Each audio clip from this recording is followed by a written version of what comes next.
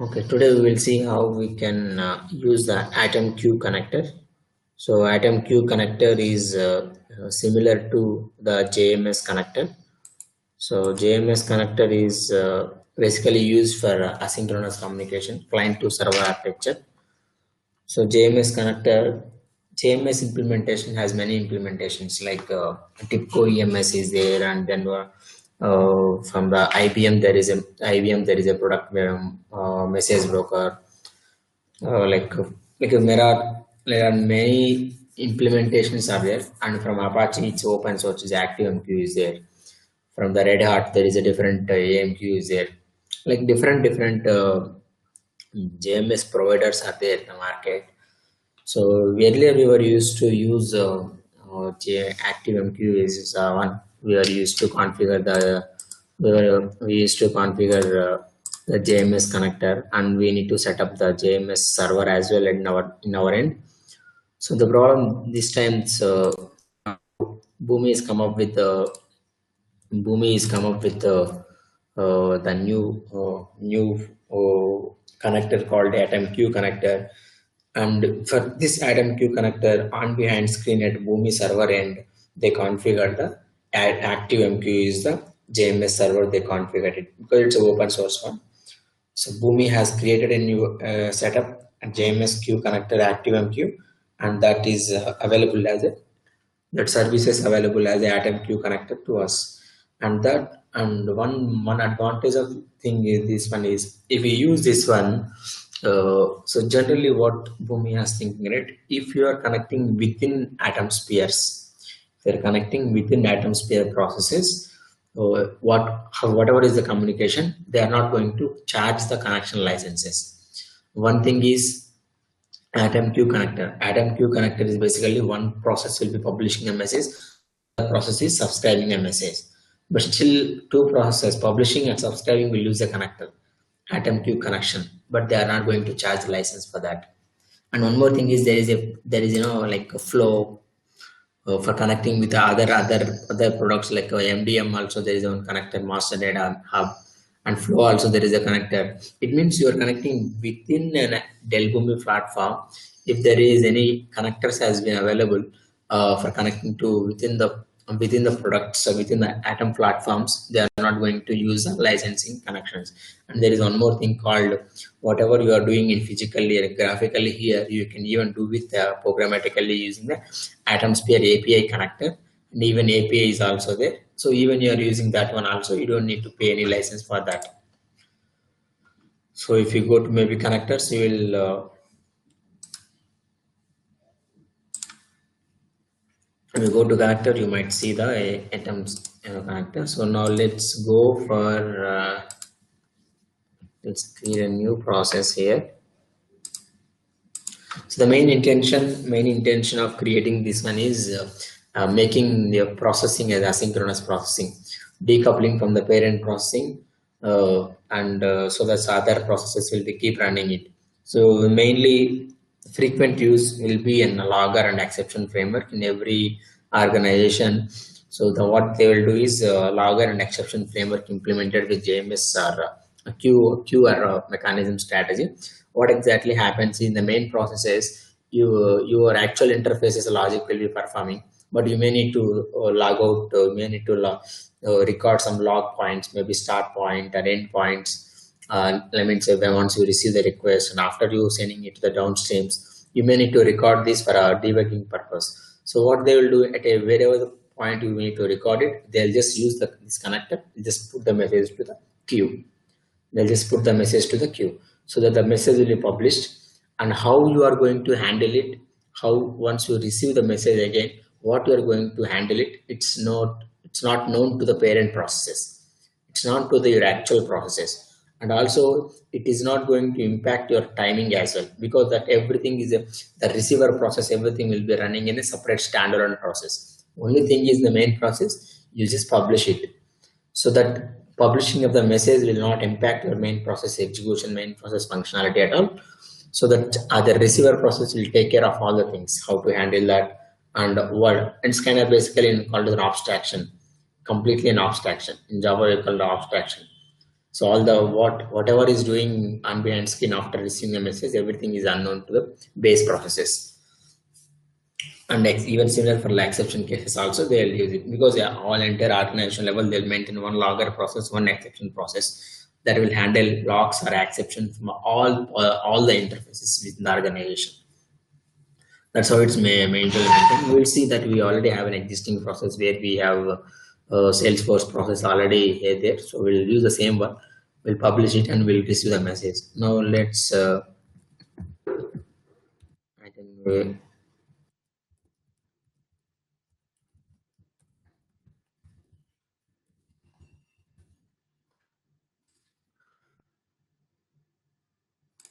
so what we need to do first thing is here is what we need to do first thing is here is there is a two mechanisms here. Okay, there is a two mechanisms here. Atom QE. There is a point to point and a point to point and one more thing is what I can say, publish to subscribe. So point to point in the sense, right? So this is a example here. Point to point means one message for one receiver. That's all. See, you are sender. You're sending a message to this queue. Queue is like you can consider it as an server-based mechanism, but still you can consider as an intermediate storage, a database kind of a thing. Main advantage of going with the queue mechanism is until the receiver receives a message, the queue will be storing that message as a temporary hold. It will store the message until either the queue is get piled up completely, exceed the size, uh, our server delete the message, maybe because of time constraint. You might have set the time expiration time. So unless these conditions met, the message always present in the queue. So there's a, I was talking about point to point and publish to subscribe, right? Point to point in the sense one message will goes to one, only one. So let's say sender is sending one message and there are 5 receiver processes deployed, 2 receiver processes deployed. Why I need to deploy 2 receiver process? Just because to reduce the load. Let's say you are all the parent processes are sending hundreds of messages, because one process will be sending a source and destination messages. 2 log points will be sending. Minimum 2 log points generally will send it. So if you want to log some other points, you can still be more. It means one interface you are sending a 2 requests, but you are going to what your receiver process will only one, right? So it will take a lot of time to process all those messages, right? That's the reason generally what they will do, they'll replicate the same process. They'll deploy the 2 to 3 versions, I mean 3 copies of the same process. So that what happens here is, so let's say you're sending a 5 messages here. So 5 messages. The first message go to receiver 1, second message go to receiver 2, third message will go to receiver 3.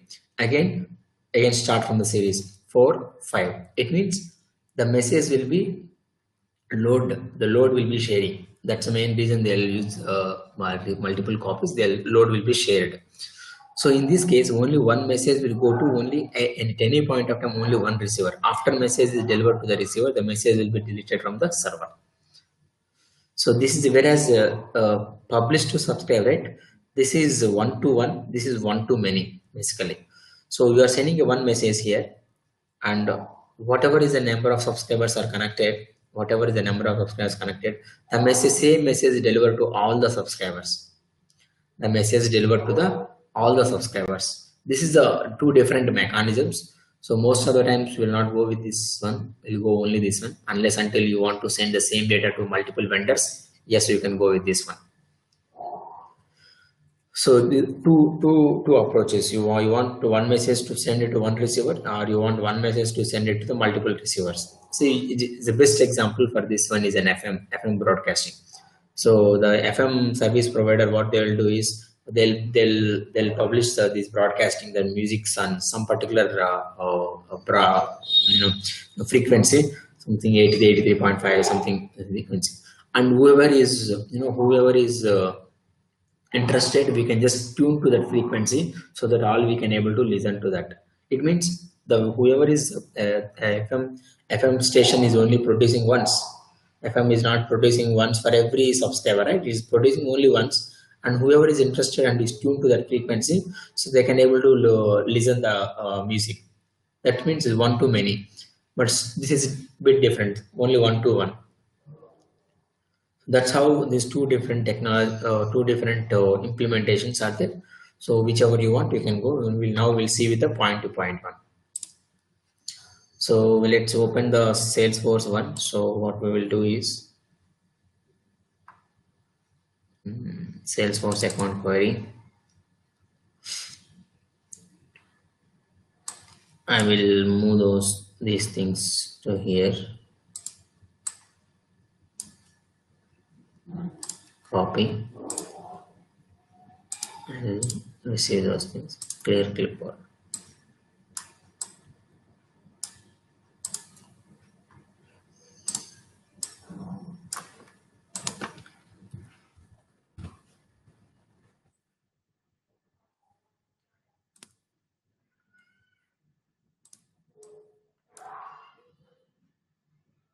Okay, for listen one, right?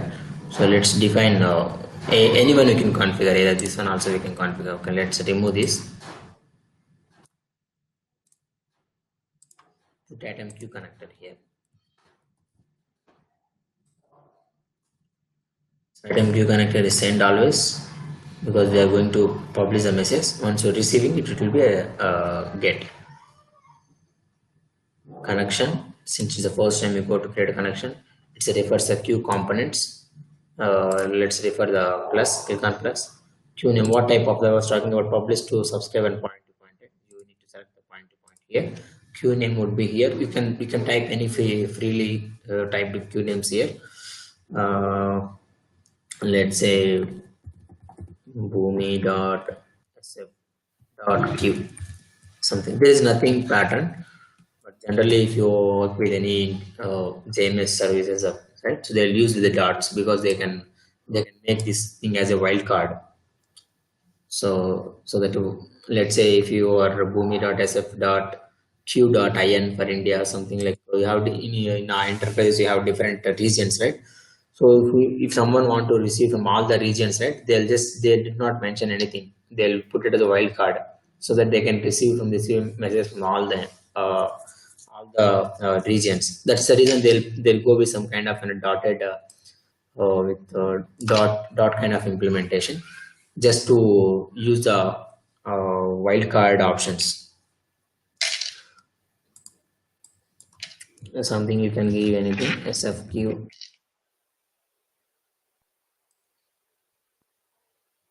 Okay, then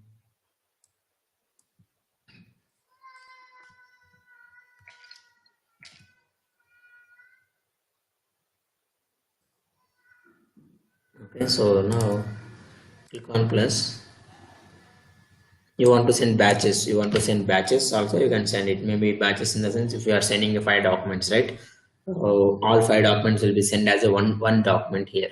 If your AtomQ connector is receiving 5 documents, okay, if all the 5 documents is coming, then 5 connectors will go into 5 documents are coming. The 5 documents will not, if you make batch, so there's a one, right, your connector will be sending 5 messages. Instead you want 1 messages, you can make batch size as a 5, so that even your coming 5 documents will go, only 1 message will be published, and if you 1 batch of message will be published. If your input documents are coming 7 documents, first 5 will be going sending it a 1 message, and second remaining things will be sending the second message. That's I'll show you this one, how to do all these things. Okay, let's see any parameters are there for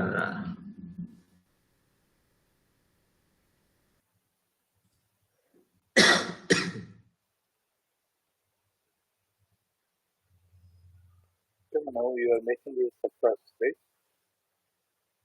Within a process.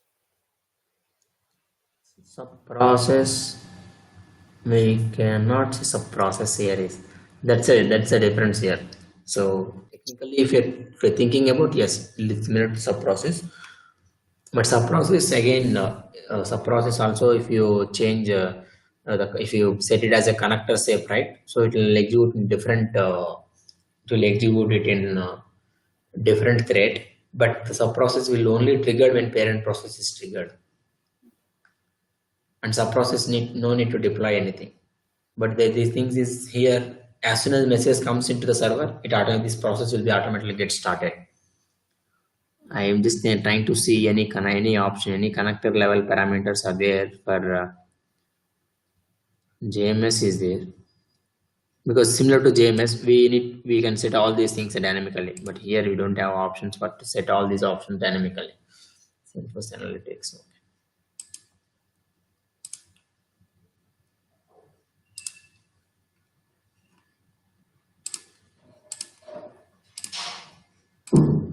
Just let me just say something. I'm just checking any parameter value level we have anything to set document property. Here we have anything Amazon box. Okay, no.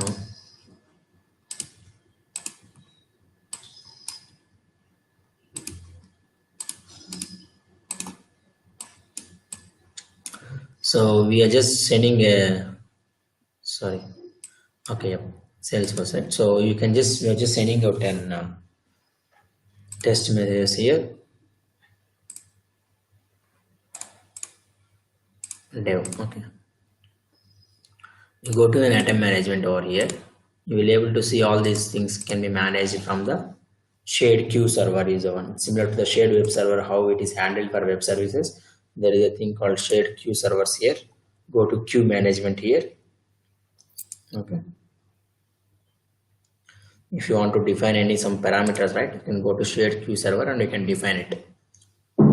How much memory you want to allocate, how many queues you want to maximum memory allocated to queue. You can just see this whether it is 1 MB or 1 GB, something like that. You can just see, you can manage these parameters, but all the messages you can see from here.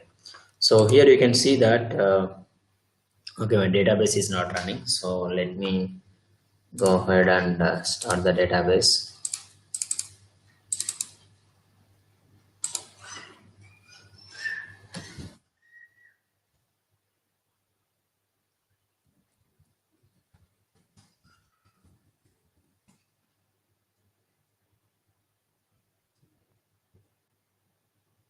Since see, this is a problem with this one. Since the first branch get failed, right?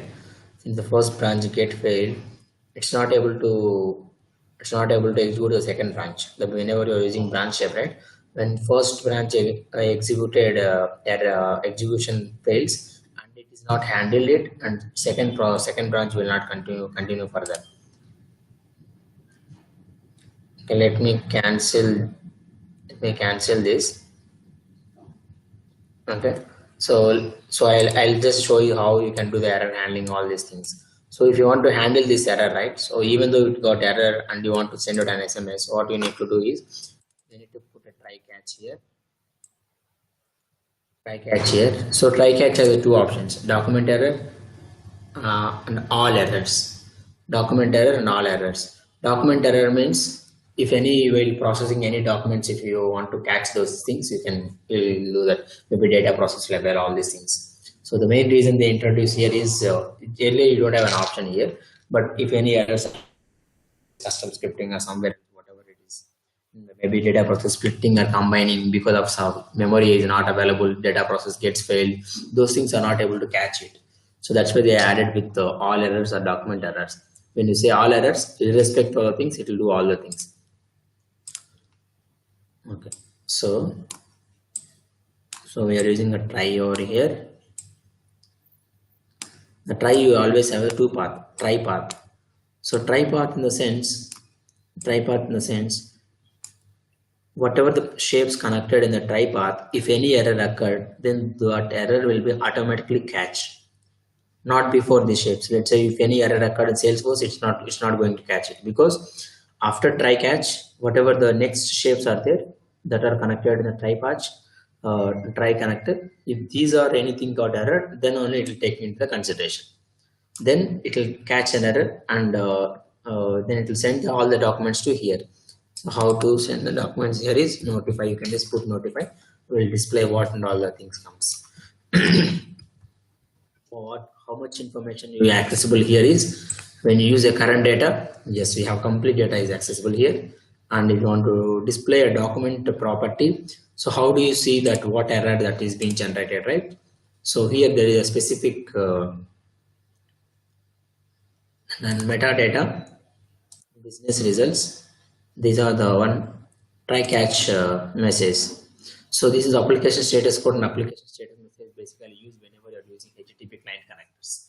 HTTP client connector, if your request is success, your status code will be 200. You can use this mechanism. You can specify this in decision shape, and you can specify whether your HTTP connection got success or not. You can verify with the application status code you configure in the decision parameter, first parameter, second parameter you hardcode with 200. So if it is comes to true path, yes, the connection is successful. It's connected to server, and HTTP was server was HTTP shape was executed successfully. Otherwise, you can send out an error message. Status message will show generally whatever error message, whatever. So basically, there are standard HTTP codes, right? For every HTTP code, there is a one thing. Let's say for 200, status message will be okay. For 401, it says that authorization error, 4xx error, something like 403, forbidden error. These are the status message means. So business rules, I'll explain these things. So try catch is basically whenever you use a try catch shape and any error occurred and you want to catch that error, then you will see this one exception.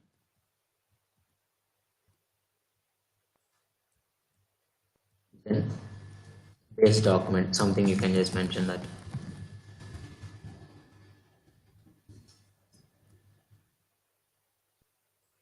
We'll just put some letter here.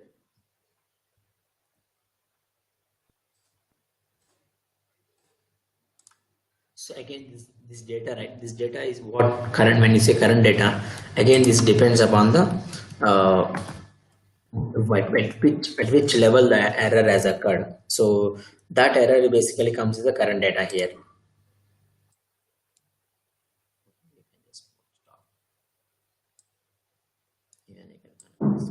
So as of now, my database is still down, so you can see the what data it comes. So if you don't have a try catch, what happens? Whenever any error occurred, you just process gets stopped, and you cannot tell that what else can be if error occurred. You can, and generally most of the times, right, in real time, right. So if error mechanism will be very important, because if any process runs and the process got failed and nobody is going to monitor the Boomi process reporting console whether process got error or not. So when process got error or what we'll do, we'll send out an email or we have an exception mechanism. We'll publish one message to the queue so that other process can receive and do the exception handling task. So here you can see this error is got. Okay, what is a error? We'll see that here. We configure the two parameters here. First thing is exception we put. Catch is the one title I given. Exception means could not connect to the address. This is the error, we got it. How we able to print this error? Using the base document property try catch result exception message. This is a base document. What is a base document here? Exception here, XML document here, right? XML document is a what XML document it is. So where we use a try catch here. So what is the input document for the try catch? XML. See. So the same input XML has been given. So it's not going to give you the database say input XML. Same in current document will be given. Error is occurred here. The input document is database format. So it's not going to give. So wherever you configure the catch path, so how this thing will happen, how the process will be triggered after try catch. If any error, it will go. Otherwise, if no error, it will go.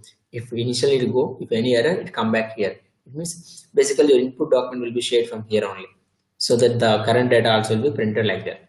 So now we will just so this is a very important property because this is the only one option to retrieve the error message when using try catch. So maybe you can configure here and you can send out an email as well. We already saw how to configure email and how to send out an emails.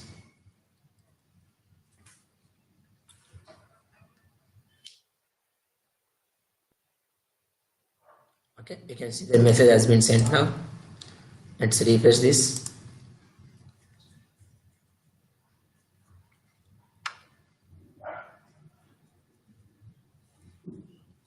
You can see there is one more queue is being created. How many messages are there? 2 messages are there. Let's click on this one. View message, clear message, delete this queue. No, if you delete, you click on this, your queue will be deleted. But you never do these things in real time, because again, if somebody is monitoring, then they'll start questioning you. Clear message. It's no problem. Again, once you run the process again, the queue will be automatically gets created. The We should publisher not delete the queue, or we should not delete the message. you should not delete the queue. So whenever the queue will be automatically gets created. We didn't create the queue manually, right? So queue is automatically gets created when you run the publisher processes. If queue is not available, it will get created. Clear message means all the messages will be gets cleared. View messages. In view messages, it will go and show you the what data it is there. The first one, you can see you don't have an option. You can click on this one. You can able to see what is the content here.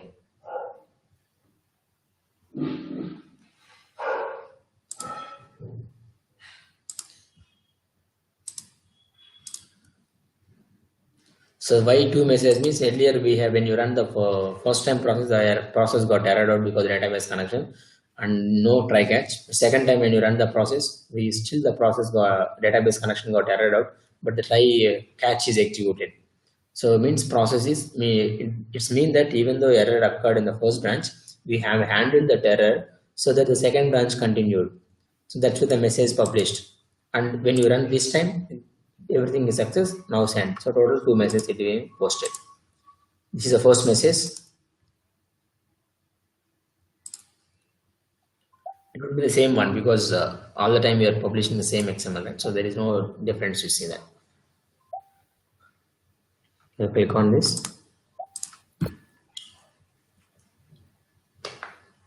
And so 2 XMLs are there. So what you can do is you can just now you have 2 options here. So you have 2 options now. You go to Atom Queue Connector. Atom Queue Connector. You have a get, you have a listen. Okay, you have a get and you have listen. Listen things are there. So before the thing, so I downloaded the SFTP. So if you want to change any parameters, you open this config. The change this. I set a username password as a Boomi and root folder as a data. Data is nothing but wherever your file is a data folder will be. This is my root directory. So now let's just click on this file.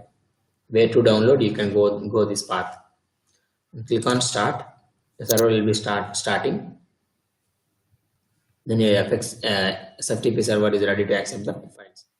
And now you have 2 options for Atom Queue. Only you need to notice that this listen option only available in the start shape. So for Atom Queue, what is difference between get and listen? Okay, get is one. When you run the process, then only your process will be connecting to an atom. Then it's going to get the message. But listen is a one, and get you can test in local, but listen you cannot test in local. So you need to deploy this, and you don't need to manually run the process to connect to the queue and get the message. But listen is option is there. It's automatically it'll keep on checking your queue. If any new message comes to the queue, it automatically gets published. Most of the time we'll be using the listen only, not the get one. Because in the exceptional logger framework, we cannot keep monitoring, right, whether which process is sending, whether messages are there in queue or not. It will just keep it as a listen. Whenever the messages are there, we'll just process it. So you just configure the listen. Okay, now specify the same queue connection. Operation, nothing is just mentioned that. Exclusive consumer in the sense, what happens here? If let's say 3 receivers are connected, and if you don't know which receiver will be connected first, the system will be allocating. But if you want to, let's say R1, R2, R3, and you want message only need to send any one of the one, either R1, R2, R3. Only one receiver need to receive always. You don't want to distribute the one. Then you can enable the exclusive option so that it will not distribute it. If more than one message, still it will keep on publishing the same message until the receiver gets failed or receiver gets down. then only it will come for a second one. It means basically it's kind of fault tolerant. It will be run in fault tolerant. Means one gets failed, the other one keep running, kind of a standby mode kind of thing. So by the time first one, let's say R1 is start receiving all, processing all the messages, all the other things are in standby mode. So now let's deploy this one. You can see that we don't need to run the process. As soon as we deploy the process, automatically gets deployed. You can just click on view deployment. Let's save this one. View deployment, development, real-time unity queue comments, but I'm not doing anything. It says that links about exit or purchase for this connector. It says that one of the process is already deployed it here. Let me just deploy the process that all customers will remove one of the process that all customers, customer by ID will just, okay, solve, because only we'll get only one connection. If you see, right, we'll get only one connection. The, you can see the license management or user management. Where is this? Licensing, you can see standard 3 connections is given, right? So then what's the problem? Okay, it says that deployed already 2. Let's see what is deployed to. Database connectors. Only 1, right? So it is taking 2. Div used process MariaDB connection. Okay, here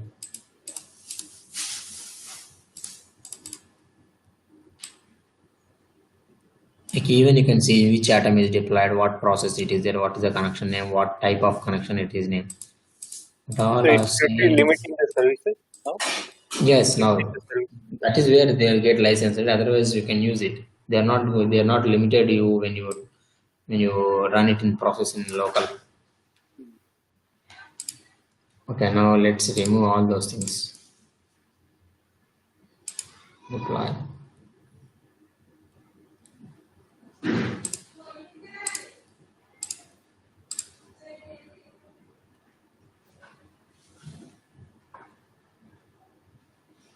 Okay, we are not supposed to do like that. So here, this is undeployment mechanism. Just go and just move that.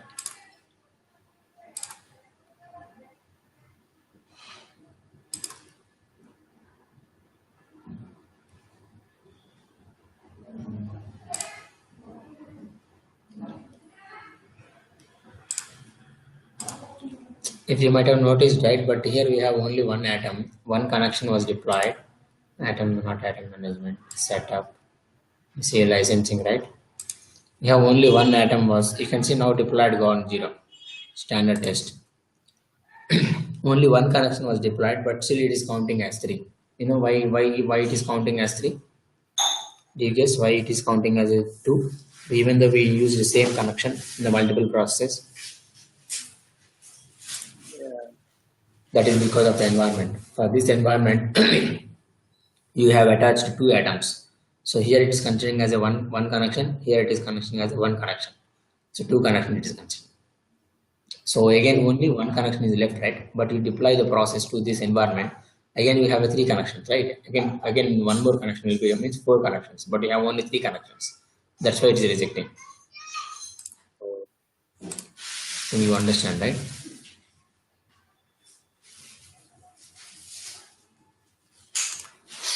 Because whenever, even though if you are deploying on the same atom, it will identify, okay, this connection is reusing the existing connection.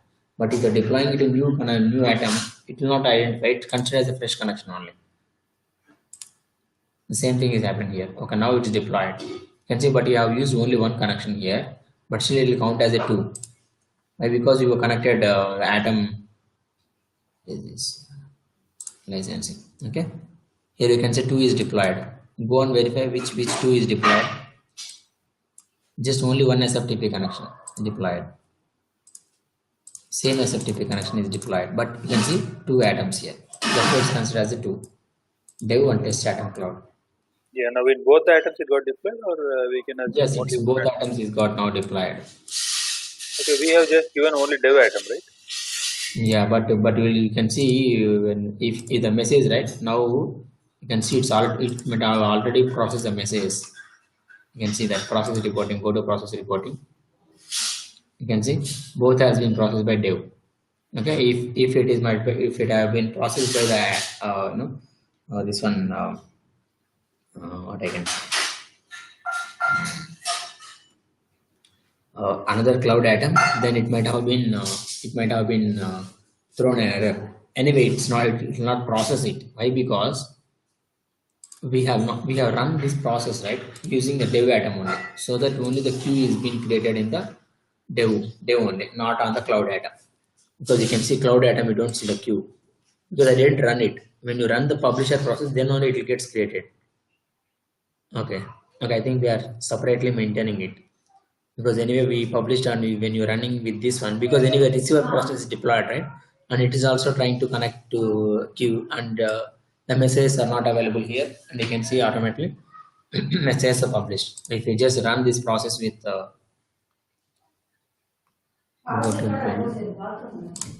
if we just run this process again,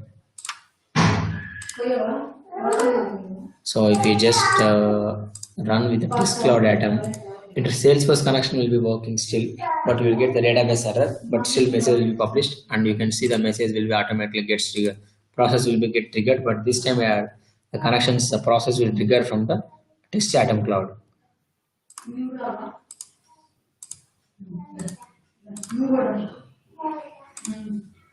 Still is initializing because we were not using this atom quite long time. It takes some time for initialization. Okay, now it is sent. You can just refresh it. You can see that failed. It's not able to connect to the SFTP server. Wait. So that's why it is just okay. Because SFTP is local to me, right? Cloud item will not able to connect it. So that's the reason. Okay. So any doubts? Yes. Or else we'll close this. Wait. We can close it. When are you? Can you share that one to